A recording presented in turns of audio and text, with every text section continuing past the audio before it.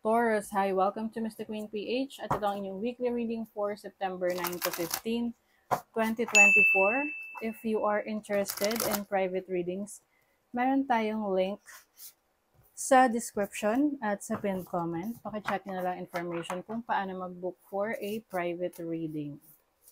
Ayan, so let's see what's coming to you, Taurus. Ngayong week na to, para sa mga Taurus. Okay, your overall energy is Two of Pentacles. Marami kang inaasikaso, Taurus. Pwede rin meron kang decision making ngayong week na to pagdating sa trabaho, na ano yung ipaprioritize mo, ano yung uunahin mo, ano yung pipiliin mo.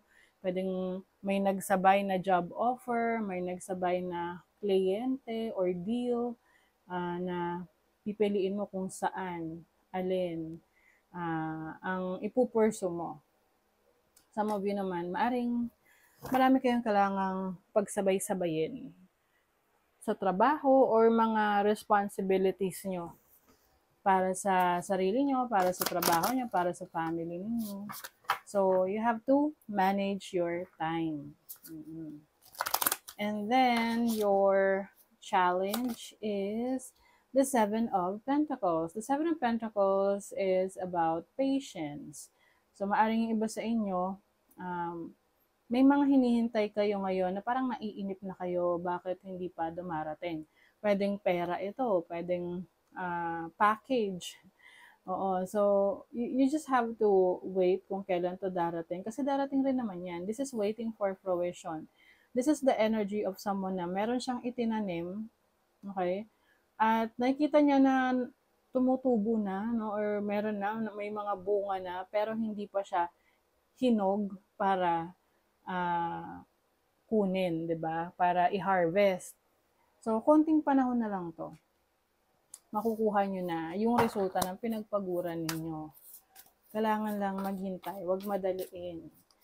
Your opportunity is the Eight of Cups. So, meron kang opportunity na mag-explore ng iba pang interest mo.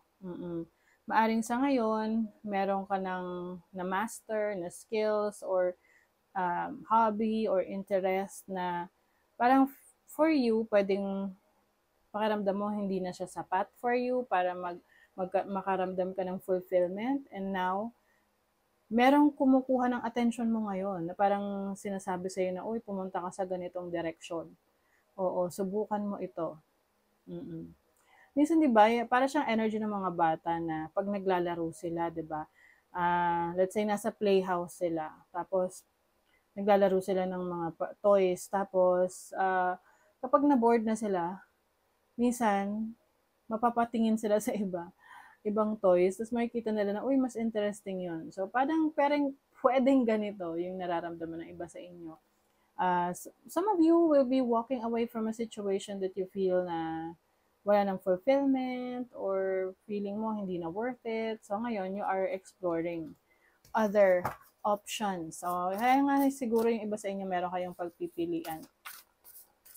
Okay, so your blessing is the Eight of Pentacles. So as a blessing, financially maganda ang takbo ng inyong career or ng business or yung finances ninyo, nakasalalay siya sa kung gaano ka mag-e-effort, magtatrabaho, at magsisipag, no? Kung masipag ka, then makikita mo yung resulta ng pinaghirapan mo. At kung medyo tinatamad ka, then makikita mo rin kung ano yung resulta no, ng pagiging laid back or hindi masyadong active. No? So, the blessing is you will see the results of your hard work. And some of you, meron kayong mamamaster na skill set, abilities na masasabi ninyo na pinaghirapan nyo and pwede itong maging malaking potential na source of income sa inyo in the future or moving forward. So, money, career, finances, let us see. Eight of Wands. Yung iba sa inyo, ang pagiging busy nyo may kinalaman sa pag-travel. Like, marami kayong pupuntahan ngayong week na to. Marami kayong kailangang kausapin or asikasuhin. Some of you will also be spending time with your family, with your loved ones. Or kung meron kang negosyo, na involved din yung mga kapamilya mo. I feel like you will have open conversations with them kung paano nyo mas mapapaunlad yung business ninyo. You have the Page of Pentacles, so merong training opportunity sa inyo. Like, meron kayong aatenan na training, seminar, convention, na kung saan maraming madadagdag na knowledge, kaalaman sa inyo pagdating sa trabaho ninyo, sa business ninyo, sa interest ninyo. Your love life. The Chariot. Uy. So, yung iba sa inyo, if you are in a relationship, you will be traveling with your person. This is success, no? You have the Nine of Pentacles and the King of Pentacles. Wow. So, yung iba sa inyo, pagdating sa relationship, yung partner niyo is someone na like a good provider, no? Someone na kayang ibigay yung needs mo. Someone who is sensitive sa mga pangangailangan mo. That's why mas lalo nagiging strong ang inyong relationship. And if ikaw yung tipo na let's say mag-asawa na kayo at yung person mo dinidiscourage ka na magtrabaho kasi siya na lang, no? It doesn't matter kung ikaw yung feminine or ikaw yung masculine, no? But for some of you, parang nangihinayang pa rin kayo dun sa income ninyo. Kaya I think kung gusto mo rin mag-work, magtrabaho, kagaya ng partner mo, magagawa niyo yun. Masusuportahan ka ng person mo. Para kasing gusto rin niya na makita mo rin yung, parang, alam mo yun, supported ka sa mga gusto mo, na gusto rin niya na mag-shine ka on your own. Minsan kasi may mga partners na ayaw nila na hihigitan sila, na natatapakan yung ego nila. Oo, but for some of you, kung you are in a relationship, like a serious relationship, I feel like your person is very supportive of what you want to do in life. And if you're single, meron kasi Nine of Pentacles dito, I think yung standards mo medyo mataas. Yung tipong you want someone who can, parang kaya niyang tapatan yung sipag mo, or kaya niyang tapatan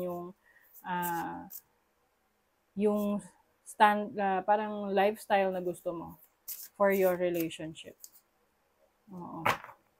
Okay, so let's see what else do we have for you. Taurus. So kung hindi nyo yun makita, wag na lang, parang ganun.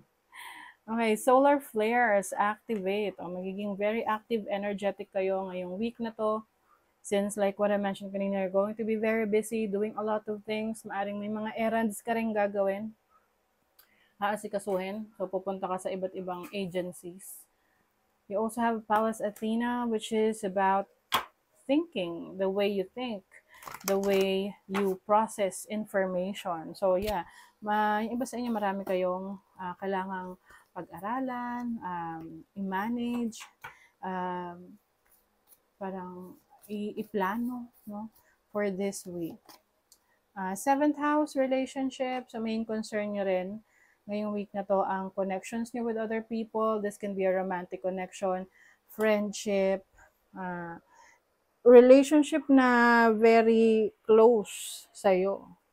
So, pwede rin tong business partnership.